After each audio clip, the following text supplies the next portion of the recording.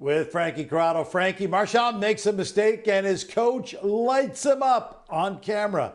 When asked by the media, Marchand said he loves it, says the Bruins would have a bigger problem if his coach didn't react like that. What do you think about what Marchand had to say?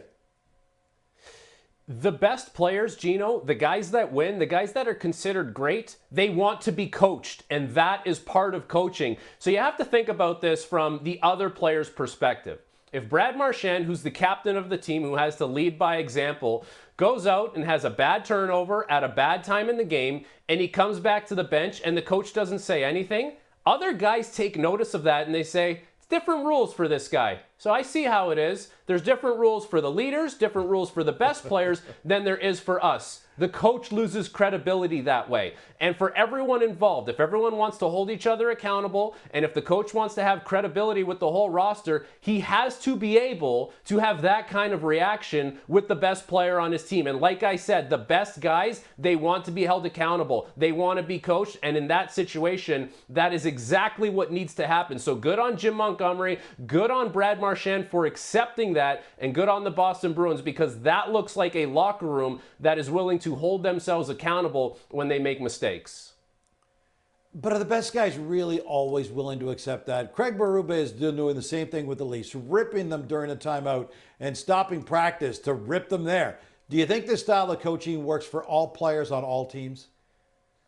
I guess it depends if you want to be great or you just want to be good, Gino. Do you want to win, or are you just content with making the playoffs and being okay like that? That's the fine line. The guys that are great, those guys have an internal drive, and sometimes they need that little extra drive, and sometimes that comes from the coach. Like, it really depends what you want to be. In order to be great, you have to be willing, not only physically, but mentally, to push yourself to an uncomfortable spot. And sometimes you need a coach to do that for you. So it really depends. If you're a player, you have to ask yourself, I just want to be good, I just want to be okay, then you don't want to hear criticism. If you really want to be great, you are okay with the mental fortitude, having that mental fortitude and dealing with whatever criticism is going to come your way from the coach, because you know it comes from a place of trying to win games.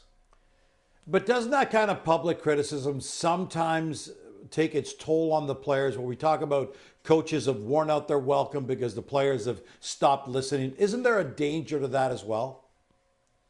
There is, when it doesn't come from a place of trying to win. If you're trying to demean players, if you're trying to embarrass players, if you don't understand when to let it breathe a little bit and you're constantly jamming that criticism down players' throats, then yes, there's a time and place for it. You have to understand, it's like you have to turn the volume down at times. And so yes, it can be too much, but the great ones understand that it's okay to face a little bit of criticism as long as it comes from a place of we are trying to win games as a team. Getting back to the Bruins, Jim Montgomery won the Jack Adams Award just 2 years ago, but is tied for second last in the Coach of the Year odds on FanDuel right now. He's a 60-1 long shot.